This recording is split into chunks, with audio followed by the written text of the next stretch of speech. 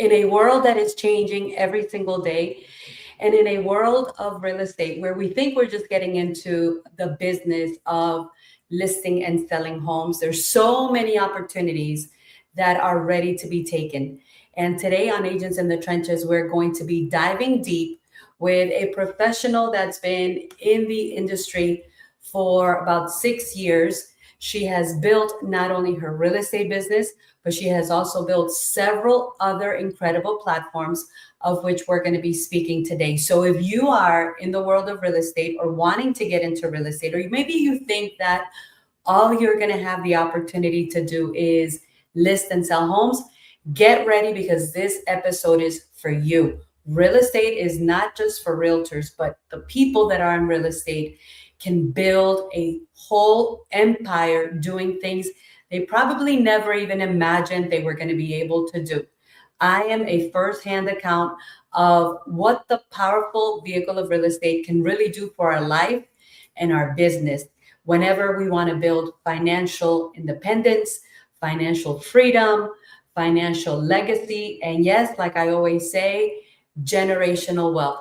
So this conversation today is going to be super interesting because we're going to be hearing about so many different and innovative things that are really serving a powerful purpose in Southwest Florida and beyond. So I'd like to bring into the stage, into the studio, my guest for today, the one and only Felicia. How are you today? Welcome, welcome to Agents in the Trenches. Introduce yourself. Awesome. Thank you so much for that kind introduction, Lucy. Yes, I am Felicia Saraceno. I'm here in sunny Southwest Florida, and I didn't always live here. I moved down almost 10 years ago from the hot state now of Connecticut, where it's going to be, 100 degrees today. It's crazy. Wow. And I'm down here in beautiful, sunny Southwest Florida. And I've been in real estate, like Lucy had said, for the past 6 years. But before that, my first love, I would say, is working with seniors.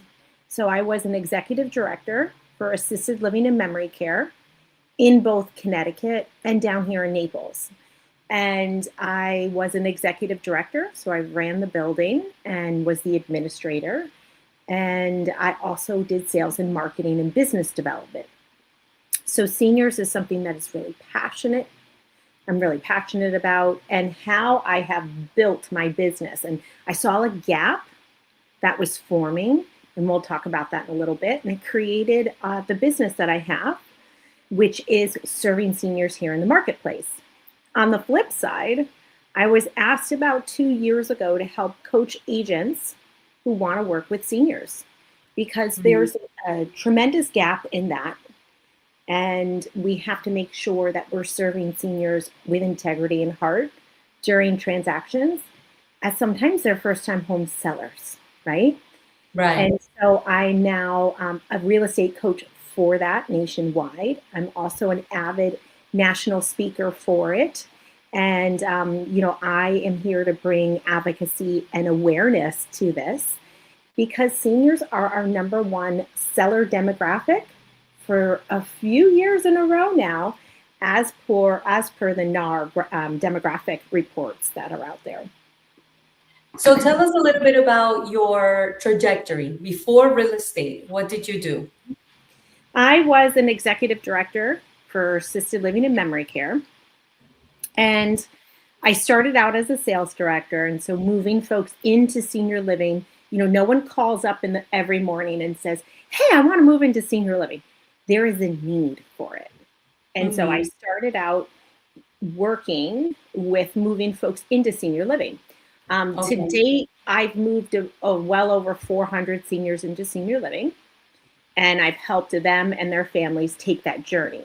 It's not just about them finding a place, which I call their forever home. It's more about the critical needs of what their care is right now, and then forecasting what their future care is going to be and matching them up with the correct community, which is very important. And when I worked in senior living, especially down here in Southwest Florida, the adult children didn't live nearby. They were overwhelmed with a crisis that happened. And it's Mhm. because anyone can mask a 15-minute phone call of what's going on in their life, but they Right. can't mask a 15-day visit. And so when they get to come down to see mom and dad, which typically happens in the summer months or during the holidays, they Mhm. start to see there's not enough food in the cupboard. Mom's very forgetful. She's wearing the same Mm. clothes every day. We're starting to see that, the stove was left on for 6 hours, the gas stove. These are all Wow. true things that have happened. The doors were left wide open overnight. We're starting to see that the mom is tripping, or mom and dad are trip and fell because there's a lot of throw rugs in the property. And so they Right. start to see these cognitive changes happening, and they're looking for some help and some guidance. Mhm. A lot of times things happen because there's crisis management where they go to the hospital, and at the hospital they say you can't return home because it's not a safe place for you to go, which is called the safe Mhm. discharge. So then they have to decide where are they going to go from there. What Wow. happens with the adult children is they're only here for a short period of time. They have to get back to their lives. They typically have kids, and they're trying to care for both their aging loved ones, their aging parents, and their children. So they're called the sandwich generation because they're Wow. sandwiched right in the middle, right? And so what ends up happening is they move mom and dad in to some sort of a senior living. Maybe it's independent living, assisted living, whatever the case may be. But now they have this house looming over them, and there's 30, 40 years of memories inside. And they're like, Mm. what do I do with this? So they're Right. completely overwhelmed by that. And what I saw as someone who worked in a community is the adult children just picked up the phone and called the first real estate agent that they got on the phone, Mhm. came over. They took everything and sent it out for trash. They didn't sort through anything. And they typically sold the home for a loss because it wasn't at its best condition at the time. And so I saw an opportunity to help people and to provide that concierge sort of service for them, because when you're sifting through someone's 30 years worth of items within the home, there's going to be some family heirlooms in there. Right. And sometimes the family's just so overwhelmed that they say, just put it out in the curb. I don't need any of this furniture. It's old. It's antique. Wow. Just put it out there. Just put it out for free. Have someone come and pick it up. And I was helping a family in Fort Myers, actually. And Mhm. um, this person was moving up north, and I was left with the house. And they said, just junk everything. And I said, Wow. there's some heirlooms in here. I could tell. Do you mind if I bring in my professionals that I work with so that we can take a look at some of this furniture and some of these antique books to see if there's any value? So this is my best story. I had someone come and take a look, and the bed in the master bedroom was made of extinct tiger oak, and it was valued Wow. at $20,000, and they wanted me to put it on the curb. Wow. So I know what to look for, and I know how to sift through certain things, and have an estate sale for these types of things. And then on top of it, they wanted to take all the books and throw them out. And I looked through the books. Not only did I find memorabilia and money inside the books, because people do hide those things in there. We had Right. 2,000 books in the house. I found a first edition Gone with the Wind, Oh, um, wow. a signed Velveteen Rabbit, and there was probably about 100 out of those books, 100 first editions from the 1700s to the early 1900s. And so we sold them to a book collector. My And goodness. it's trying to help the family sift through this, especially when they only have like 3 days to come down and look for things that are of importance, like wedding albums and some heirlooms that they might know about, and special jewelry and whatnot. So we help sift through the rest of that, our team. And then the other thing that we help them do is try and make that transition as smooth as possible. Maybe we're not doing a full reno on the house because Mhm. it's not needed, but we need to do simple things like paint, flooring, clean it up, a curb appeal outside to help it get its highest ROI that we could get Right. for it. Because a lot of So these homes are, from the 80s and the 90s right now. So I wanna make a parentheses in everything that you're talking about for everyone that's watching after we launch the episode. You entered the world of real estate about 6 years ago, and like most people, right? Did you have already in mind that you wanted to get into this? Because a lot of people just get into real estate thinking I'm gonna list and sell property, or I'm gonna work with first-time home buyers, the traditional stuff. Yeah. But here you are 6 years later, and you've taken this vehicle and you've entered a very specialized niche, which listening to your story about, parents that were go-getters one day, parents that were very independent one day, men and women that didn't need their kids for anything. If anything, they were probably the move makers and the action takers. Mm-hmm. But now life has, taken a toll, and they're suffering from dementia. Tell us a little bit about, if you can, some of the most more extreme situations, because I think there's so many people that are just entering this reality of life, like you Yes. said, the sandwich generation, the generation of people that, I'm young enough to still have my own kids that I'm raising, but I'm old enough to now have to be dealing with parents that are acting like teenagers, or like you mentioned, that are forgetting what they were doing, or that were putting themselves at risk, or that are wearing the same clothes day in and day out, because now they're suffering from, mental conditions or memory conditions that they didn't have before. Tell us a couple of those stories that you've seen, because I think this is a wake-up call for everyone It is. in the world of real estate, to realize that, this is a reality that, Mm-hmm. experts like yourself see all the time. Yes. And I just want to preface it by saying last year, 56% of sellers were seniors. This year, that number's risen to 59%. So this is Wow. going to continue to go up and up and up because of the baby boomers and the silver tsunami that's happening. So 10,000 people a day are turning 65 or older. We're living longer, and we have more diagnoses than ever before.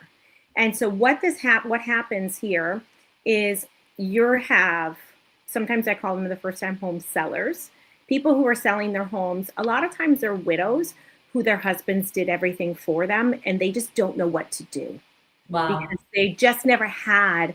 I mean, I've had instances where the wife, the widow, she didn't even know how to write a check because her husband did everything for her. That happens Yes. a lot with this generation. Now, on the flip side, I can talk about dementia all day long. There are over 150 different types of dementia. Alzheimer's is just the widest diagnosed right now. So 150? yes, and counting. They keep coming up with more. So under Wow. the umbrella of dementia, you have Alzheimer's, Parkinson's, Huntington's disease. I mean, I can go on and on and on. Wow. But the piece of this that realtors need to understand, and real estate professionals need to understand, is something that is very important. As we age, there's a normal part of forgetfulness, like, oh, I can't find my keys today. I can't find my glasses, but they're on the top of my head. Yes. We do that. Or where's in our my phone? 30s and Where's my 50s. phone? And you have it in your hand. Yeah, and you have it like tucked under your arm, these types of things. That is normal aging.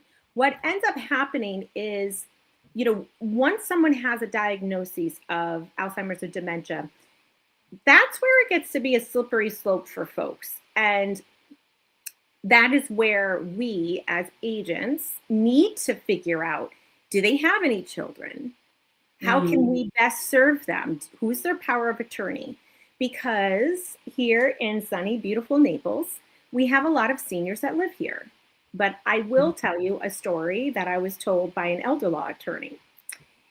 There was an agent who did not accept the red flags that were happening and had the senior sign an entire transaction. And the adult children came in 3 months later filed a court appeal, and the Wow. judge ruled that the senior was not competent enough to sign the documents. So that transaction got unraveled to prior to the sale of the house. So the buyers had to move out and the seller got their house back. So Oh this my. is a very serious thing. Now, I have, for instances, and I teach my agents this, from the get-go, we talk about their kids. I talk about their family. Oh, you have 3 children. Are one of them a power of attorney? And they go, well, why? And I said, well, anything can happen. And I do this with all my clients. Anything can happen. You can get into a car accident tomorrow and be hospitalized and incapacitated. Like, I Right. need to know, we're dealing with sometimes the largest asset that you own. Who can I turn to if there's an emergency? And that is how I get over the power of attorney conversation. Let me ask you a quick question about that, because as a woman that is part of the Latino culture, Mm-hmm. I can tell you firsthand. I don't know if it's a cultural thing, but Latinos are very particular about giving anybody, even if it's their own children, a power of attorney. Like, in the back of their mind, they're thinking, I'm not turning my power over to anybody. Mm-hmm. Those situations happen where All the time. this person just does not want to give anybody a power of attorney. All the time. And I bring up a scenario for this for everyone, and I put it into perspective. I come from an Italian culture background. We don't talk about death, dying, or disease. Like, we just don't talk about it. And I am dealing with this with my own family. And I tell them, if you have a driver's license, you need to have a will and you need to have advance directives while you have the opportunity to make those choices. Because any single one of us can get into a crazy car accident, be put on life support, and other people are now making the decision for you. Right. And this is where you drill down on these morbid conversations of, do you want to be buried in a casket or do you want to be cremated? Now, that's a whole rabbit hole to go on, and that's an extreme. But I explain to people, do you want to be on life support? Is that something that these are things that are very serious. Right. And you need to make the decision while you're able to make it. And a doctor or an adult child doesn't make it for you. Gain control of your life. And once people see that, and we have that in-depth conversation, more than just 30 seconds, and they understand that, they're like, well, I don't want my kids telling me what I'm going to do, where I'm going to move, how I'm going to spend my money for the rest of my life. I want to make that decision. Right. So it becomes a control thing. Mhm. And one time, I want to get back to your question that you had. One time I had a woman here in Naples, and I knew she was slipping a little bit. And I talked to the daughter, and the daughter said, yeah, I'm starting to notice I'm going to be down. She lived up north. She said, I'm going to be down and we're going to go see the neurologist and, just get mom evaluated. And we got a contract on her property, and I had all the paperwork, because majority of folks who you work with that are older, they're not going to be computer savvy. So you're going to have pen and paper for everything, wet ink, wet signatures. So I went to the house and we were reviewing the offer, and she was agreeing with me. Yep. Yep. I like this. She had questions. When it got time for her to actually sign on the dotted line for the contract, she looked at me with a very serious face and she said, what's my name? Oh, wow. And I just paused and I was like, Sue, you know your name. And she looked at me with a very blank, glazed over look. And she said, no, I don't know. And I gently took the papers and pulled them away. And the one thing that, working in senior living, I'm really good at is redirecting, because that is what we're taught, right? That's our training. And so I redirected her and said, what's for dinner tonight? And she said, I don't know. And I said, well, I know you like pizza. Let's go get a pizza. You want to go get a pizza? And I took the papers away, tucked them back into my little, laptop case, and we went and got a pizza. We didn't talk about the contract again. Why? because she wasn't of capacity to talk about the contract. Is that my decision at that point in time? Yes. As a real estate agent, you have an ethical and fiduciary responsibility. If someone does not remember how to write their name, it's a red flag. I Right. then, after I left her, called the adult daughter and said, hey, this is what happened. I'm going to have you sign this contract, send over your power of attorney to the title company, and then we have to get mom diagnosed, right? Mm. Because now we have Right. an issue. And so I can't have them sign if they don't remember their name. The other reason why I can't have someone sign a document is they have macular degeneration where they can't really see that well, and they can't see the paper. So they can't see where to sign. And these are Wow. common things that happen quite often down here. And I bring in the power of attorney and say, you know, their eyesight got really bad with the macular. I'm going to need your help to get this contract signed. And this can happen in a matter of weeks or days after a contract is signed. So you can sign a contract with them, and then, you know, right now, what's the average day on market for Southwest Florida? In the 90s right now? 97 days, more or Like less. around hovering around a lot can happen in 100 days. Yeah. So you have to be able to be cognizant of that. Now, So I wanna pivot from there for a moment because I want to speak to our audience, which is Mhm. primarily real estate agents. And for the most part, real estate agents that have been in business less than 10 years, right? Yeah. So we get into this market that's not normal because it's Mhm. easy, right? 2020 was easy for Southwest Florida. 2021, 2, 3, 4, we started to kind of feel the, okay, what's going on? We all know 2025, everybody's like, you know, running around like a chicken without a head, like, what am I going to do? And now we're in 2026 and, you know, we're in the middle of a totally different market. What Completely. would you tell the realtors that are out there that are still even struggling with how to put a deal together because they don't do it that often, how to Mhm. really do their paperwork because they don't do it that often, how to really, you know, negotiate and handle these transactions that they do, you know, far and few between? Because let's face it, who's going to learn something if you do it every now and then, right? Yeah. What would you tell them if they find themselves in one of these situations? Because I know there's a lot of realtors out there that perhaps are eager to get the listing and Mhm. they ignore these signs, Yeah.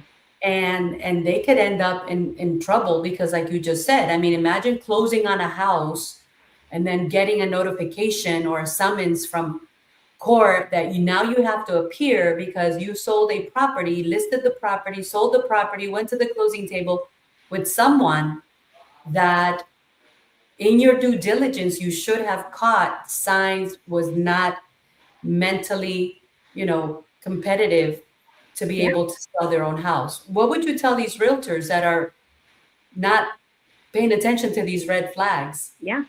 Well, first off and foremost, it doesn't matter how many deals a year you do. Finding a good transaction coordinator is worth its weight in gold Oh because my it's God, yes. huge. So I have a small team, and I have some agents who say, I want to do my own transaction work.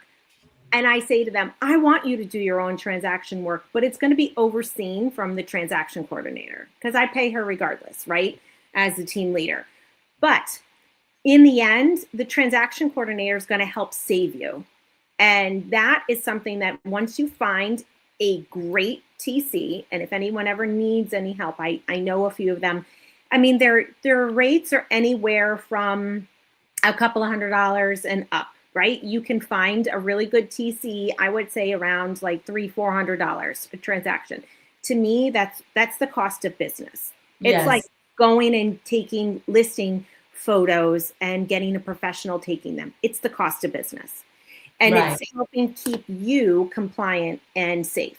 When it Hmm. comes time for working with seniors, what is the important thing? In Southwest Florida, majority of our clients are going to be seniors. Let's face it. A Hmm. senior is anyone considered over the age of 65, really. I mean, it's going to happen. You're going to have it happen, and you're going to be able to serve them. You have to pay attention to what's happening with your clients. You have to. Right. And if it quacks like a duck and sounds like a duck, it's a duck. And so the best thing that I tell people is when we are in the sales funnel, because all of us have sales training, right? And you're in that sales funnel and they're telling you things like, oh, I have grandkids. And you're like, oh, that's sweet. I don't really care. You do care. You need to drill down. They opened a door for you. You need to walk through it. And you need to spend the time doing the discovery of what's going on with that person so that you can get an understanding and an idea. Where do they live? How many children do they have? How many properties do they own? Is this the only property that they own, or do they own several across the country or in the area? And you need to drill down on those questions. And they're going to tell you, if you give someone the opportunity to talk about themselves, they're going to tell you everything that you need to know. And you need to be able to open that door and, like I say, walk through it. And they're going to say, oh, yeah, my kids live in Boston, Milwaukee, LA. Great. Are they boys, girls? What's their names? Like, ask the questions and be personable with them. Real estate is extremely a personable business. If you treat it like a transaction, you're going to miss opportunities for you to build relationships, get referrals, and get repeat business. You're going to miss it.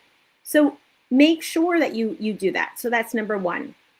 Number two, there's training out there. There's a lot of training out there that you should educate yourself on. And it's something that if anyone wants any training information, they could reach out to me at any time, and I'll make sure you have all my contact info.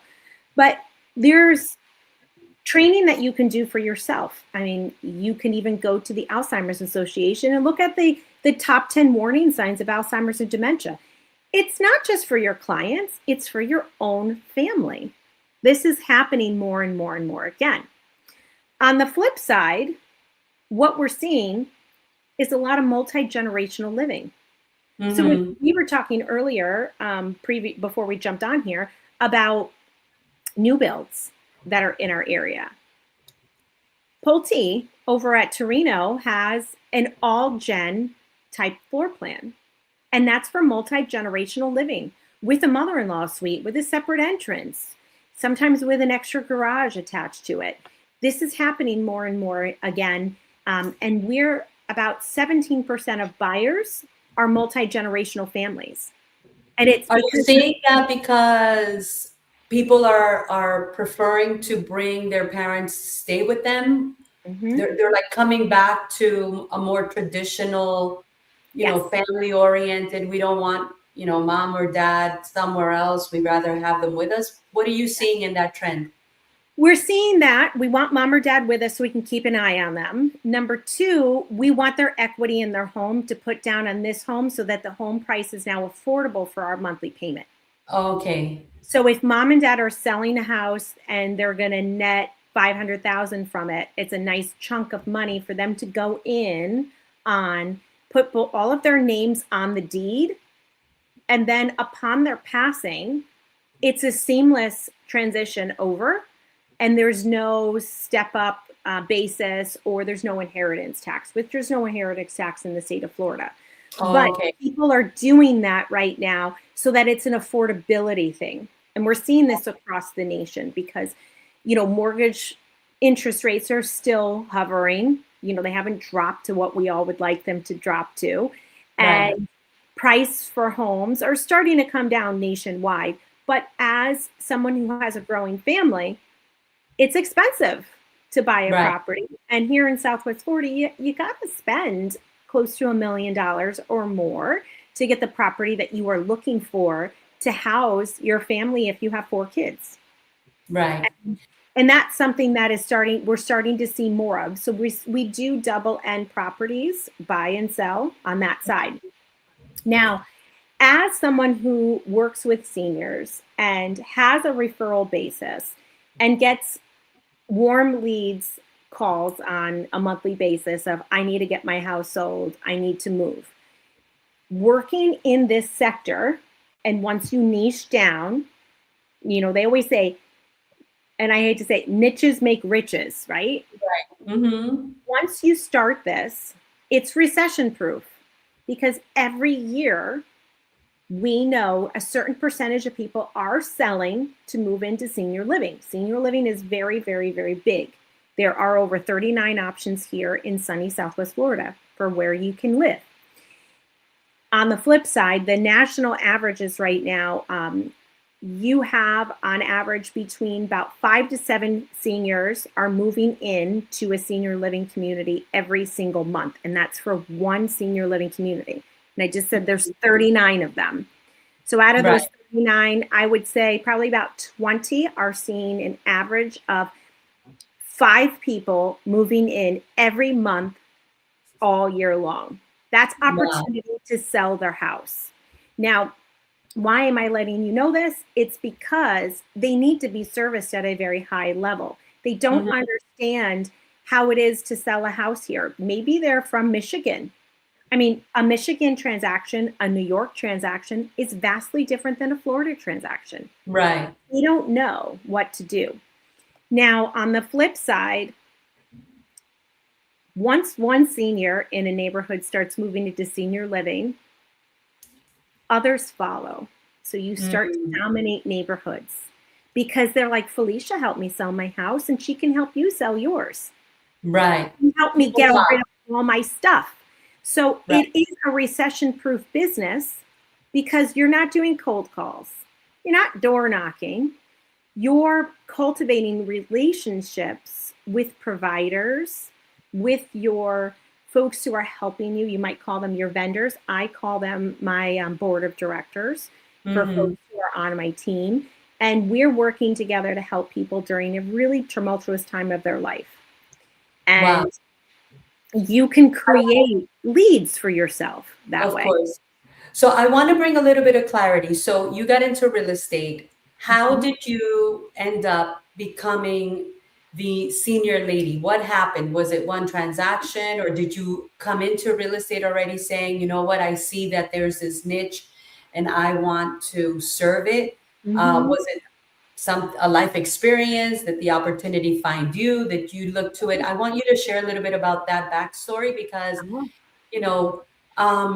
I always love kind of helping think outside of the box, especially to real estate professionals that, may not realize there's so many opportunities. So tell us a little bit about how you entered this niche.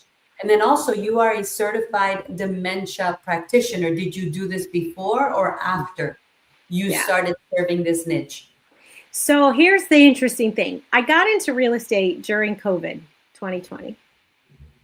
And things were starting to move, right? And the reason I ended up getting into real estate and changing my focus from working in a community to working in real estate was simple.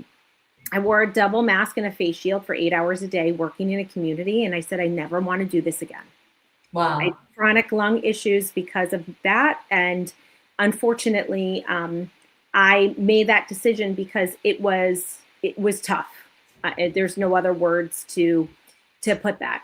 So I always help people move down from up north, because that's where I'm from, move down to Naples. And I had a real estate agent that I worked with, and I would say, okay, they're moving down. This is our budget. These are the neighborhoods that I think they'll do really well in.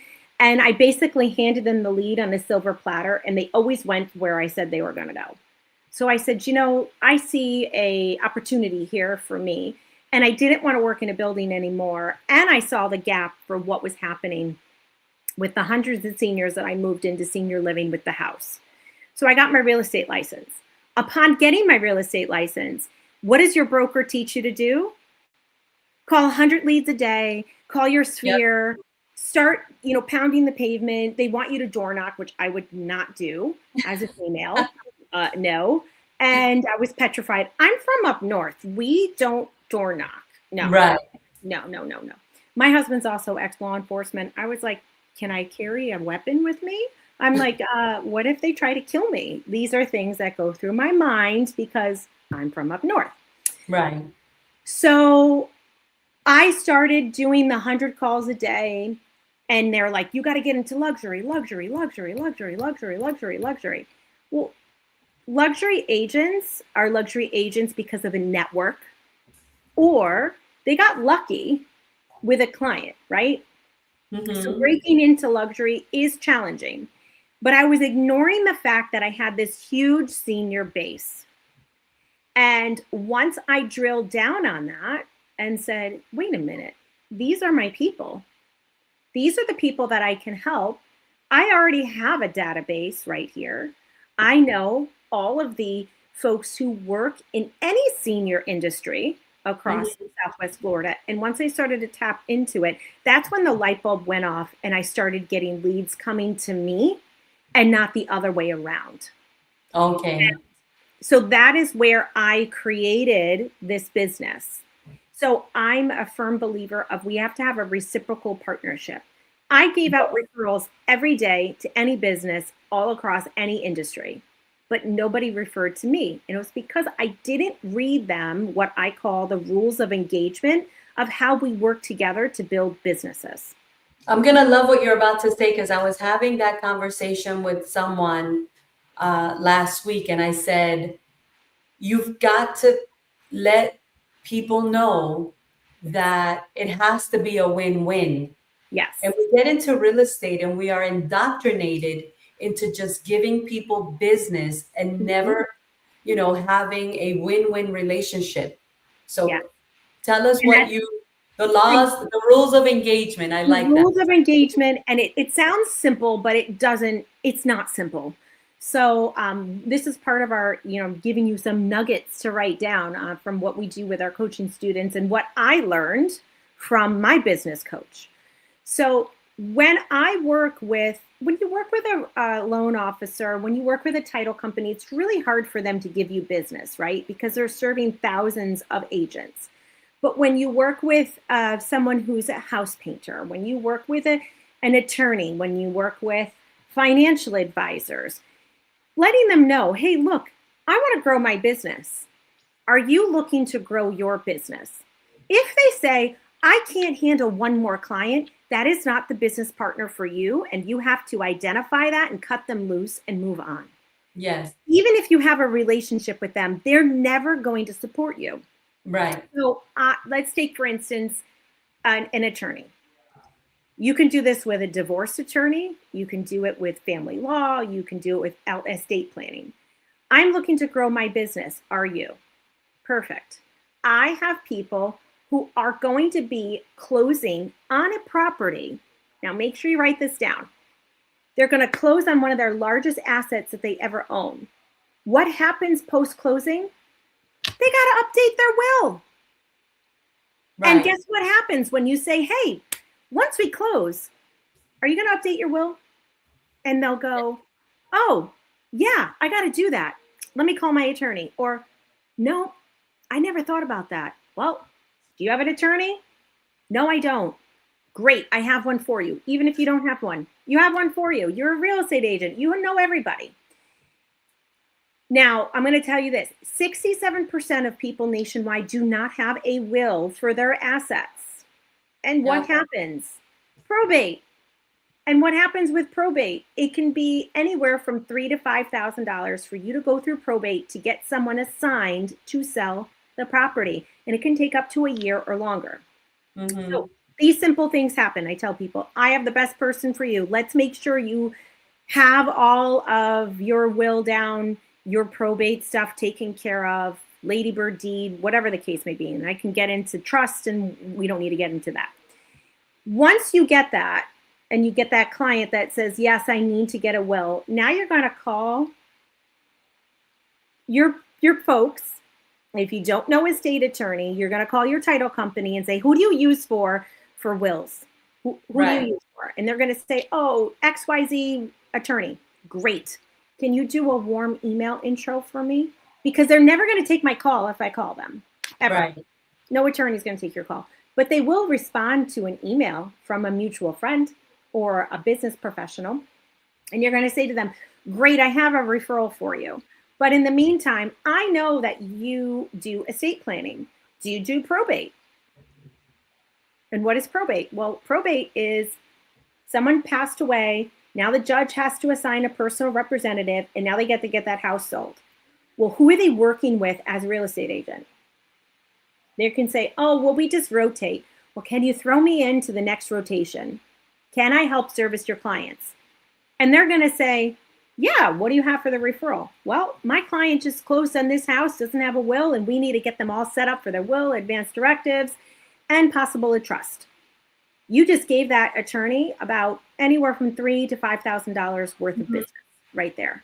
So what you're saying is you let them know up front that you have someone you want to recommend, but you also want to know how they can reciprocate 100%. when they have an opportunity for another client that is looking to sell. You want them to bring your name up. You want them to give you an opportunity. Now, I want to ask you a question, and I know when you say that it's hard to get business or it's hard to get help, let's not even talk about business. Let's talk about a title company or a mortgage company, because yes, they are serving a lot of people.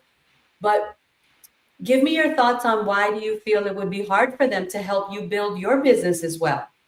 So it's interesting. So I use them as a catalyst for other items within my business, not necessarily for real estate referrals. So I use them, and this is how we teach you how to use what's called your BOD, your board of directors. I use them to say, hey, I don't know a divorce attorney. Can you introduce me to one? They're helping build my business, because the divorce attorney is going to have more leads for you than the title company. On the other flip side, they can also support you financially with events that you do. We all know that you can get them to sponsor those events for you. And on the flip side, how you build the title company is letting other agents know about their services so that you can bring them in. Maybe have them present at your brokerage office, so to say, because it's always going to be that I'm not a big person of taking someone's sponsorship money, so to say, and not feeding them because they have to feed them. Now, I get more leads from a financial advisor, housekeepers, elder law attorneys, and then I have my senior industry folks that I work with as well, than I would a mortgage lender or a title company. Doesn't mean that I'm not going to value them or work with them. I'm going to leverage them in a different way. I think the most important part is the mindset. Yes. You have the mindset that if you are going to be referring anyone to anyone, you are going to let them know the expectation. Listen, the expectation is, I want to make this a win-win, right? Yes. The rules of engagement, like you mentioned, because I think most realtors do not have that kind of conversation. I've had that conversation since the year 2001 when I started my team. Like, I would tell title companies and mortgage companies, here's how I like to work. And I would tell them what I expected. Here's how I like to work. Here's what I would like my client to be able to experience. This is how I want them to be treated. Mm-hmm. I was never one of the ones that would say, oh, go talk to Joe Schmo and get pre-approved. No, I would treat it like I was a doctor. Yeah. And I told my mortgage, I told my insurance, I told my title company. Back then, we were able to talk to the appraisers and the surveyors, but I would tell all of them, look, I'm going to give you business, but I want to know that you're going to treat my people with a white glove service. Like, none of this, flying by the seat of your pants thing that I see so many realtors. I'm like, you're just like letting your people go with anybody. Yes. Yes. You're like making a difference. You're not giving them that white glove treatment. You're not giving them the red carpet treatment. Like, you'll see a lot of red carpets after the closing, but what about at the beginning, right? Yeah. What about when you are interviewing for the job of getting hired? I don't even think most people treat it like, I'm going to go on a job interview, like dress to impress, show up ready to outperform your competition, make a lasting impression, walk in through the door like you own this. Like, this is, if you don't hire me for the job of either buying your home or selling your home, you're making a huge mistake. Realtors I don't, we need to go back to those basics. We do. And it's really finding your footing. And I always say, you have to believe in the product that you're selling. And if you don't believe in the product that you're selling, you'll fall flat and they'll see right through your confidence. And Right. here's the thing is when I go on a listing presentation, yeah, I'm up against 12,000 agents in this area right now. And I could be up against 4 or 5 different agents. When they hear all the things that we can do for them, the conversation of what the compensation for my listing doesn't even come up until they already decided they're going to use me. And then they Right. go, well, man, we didn't talk about what your compensation is going to be. And I'm like, oh, great, we can have that conversation now. And that's after we've already maybe been talking for 45 minutes, right? Because I tell them how we're going to support them through this process, handhold them, give them that concierge service. And I know a lot of you follow Girls with Grit, but they're doing unreasonable hospitality training. And I'm like, well, we've already been doing that for years, right? Because we're giving them a higher expectation of what our services are. So when it does come time for the compensation package, it's not, oh, yeah, I can cut my commission to 2%. I can cut my commission to 2.5%. No, don't cut yourself short because all of this counts. All of what we're doing for them is very important. Yes. And so when you build that out, when you work within this concierge type of business, working with seniors, your compensation can be north of 3-4% because you're helping them through a life transition. Right. It's not I just agree. a transaction. So we teach how to build that compensation plan out accordingly and what each level brings you for service. And they get to choose what they want. This is a powerful conversation. I know we've had a lot of good comments. I want to respect your time. Where can people reach you if they want to learn more about what you do with, Sure. senior living? And Yeah. tell us a little bit about, I know you're still in production. You have a team. You're with EXP Realty. You're in Southwest Florida, Naples area. Tell us a little bit about all of that so people can get to know where to reach out to you and connect with you. Yes. So I will tell you the funny thing is you asked me earlier and I didn't answer your question. Why am I called the senior lady? I spoke at Girls with Grit Live 2.5 years ago. And I came on as Felicia Saraceno, what my team name was, and that I was talking about Silver Tsunami. And everywhere I went, people said, where's the senior lady? Are you the senior lady? You're the senior lady. You're the senior lady. And when you have 500 women asking you if you're the senior lady, they made my name for me. So I embraced it. At first I was like, yeah. And now I'm like, yeah, that's it. I'm the senior lady. So on my Instagram handle and my Facebook handle is the senior lady. And that's more for the coaching information. I also have a Facebook group called the Senior Agent Collective. It's a free Facebook group, and we do a free call every Wednesday at 10 a.m. And it's a free mini coaching call for folks who want to explore this niche, or maybe they're like, it keeps showing up for me and I'm ignoring it, right? And so how do I embrace it and start making some real money within working with seniors? And so we drill down on that. So we give a lot of information away for free. And at the end of the day, it's all about advocacy and how we can do better as an industry to serve really a DEI. Seniors is covered under DEI, but how do we serve them with heart and with integrity so that we are working at our highest potential? Because it's going to become more and more prevalent. I mean, almost 60% of our sellers are seniors. Wow. We have to start paying attention.